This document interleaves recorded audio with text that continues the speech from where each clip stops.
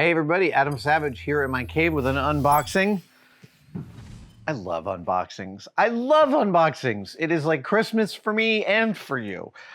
This comes via our friends at Regal Robot, my friend Tom Spina's company that does all sorts of really interesting licensing deals with Lucasfilm and other properties. And what I have here is one of their figure maquettes, of which I have several from the various ones that they've made. This one is a maquette from the archive collection. It is Grogu, the child. And this is actually a special Grogu. I have several different ones. I've got some 1-to-1 scale ones. I've got some smaller figures. This is really cool. This is the original Grogu maquette.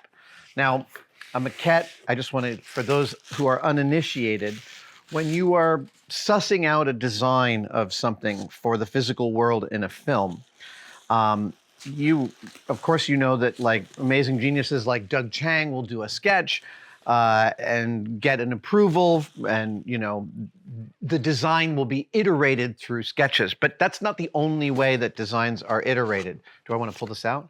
Oh, this is cool. Because here is the original design sketch for Grogu, designed by Christian Alzmann, one of the concept designers. I love this, first of all, because of how much it looks exactly like Grogu now, right? Like this showed up and everyone was like, yeah, clearly that's what we go with. But then there's a step after this in which, because the baby, the child, will be a three-dimensional object in physical space, you need a three-dimensional object to examine for that. Now we've got a couple of other pieces in here. That's a plaque and that's the base. So after this drawing was approved, then a maquette was sculpted. And that maquette is what elicited the final approval for Grogu. And here is a casting. This is an actual casting from the original molds. This is as close as you can get to owning a piece of film history like this. This isn't like a scan. This is like a second generation, I believe. Oh my goodness, hold on.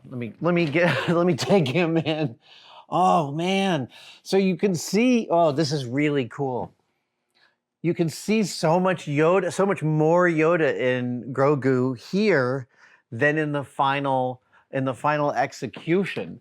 I mean, when I get down to his level, I don't just see Yoda, but I see Stuart Freeborn, the sculptor of Yoda. Famously, if you look at a picture of Stuart Freeborn's face and Yoda's face, you'll notice that Yoda is Stuart Freeborn, green and with long ears.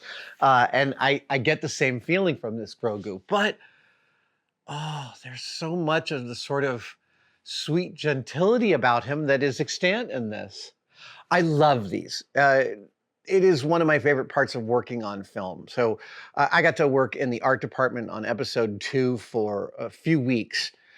In the pre-production of episode 2, and all that concept designing was done up in the ranch by John Goodson and John Duncan, among some other model makers, but they were the two cores, and they were churning out spaceship maquettes and building maquettes, and I went up there to build the very first model of the arena with my friend Mark Siegel, and when you're working in the art department, these are all over the place. They're everywhere, multiple iterations. And it's really lovely. Like my friend Mike Bernane's first sculpt of the clone troopers, right? Like the drift from stormtrooper to clone trooper, that like tension in the design.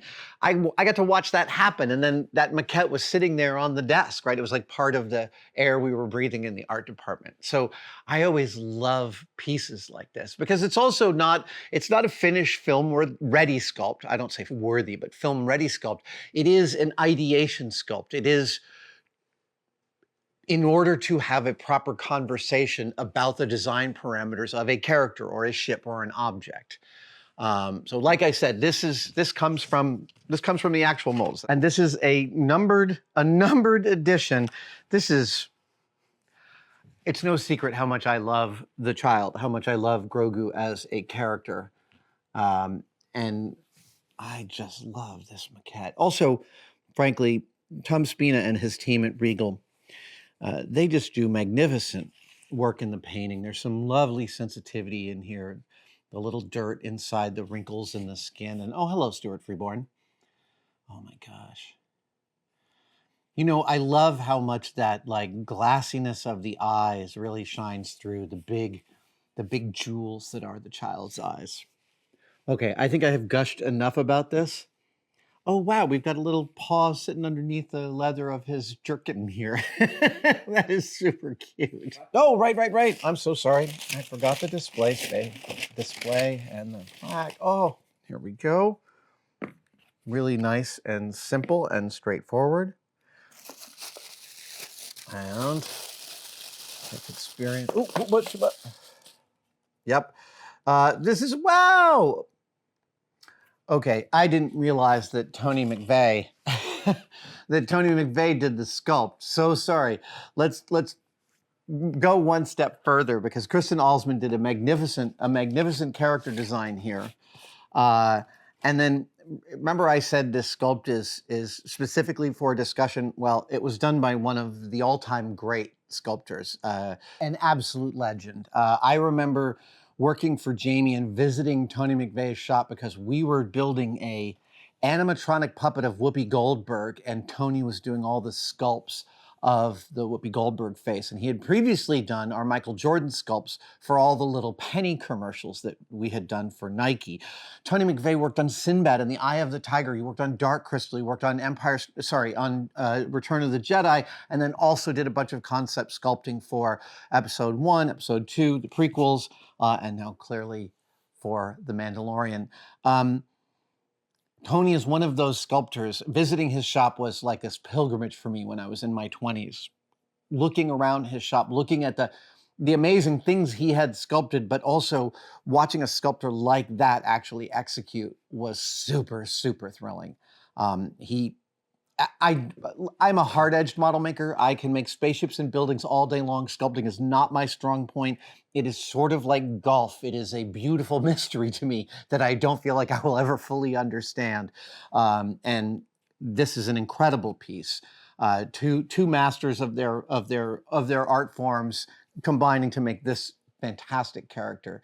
Thank you to Regal Robots for sending this over to us for review. It is a beautiful piece and I will gleefully add it into my collection. Thank you guys for watching this unboxing and show and tell.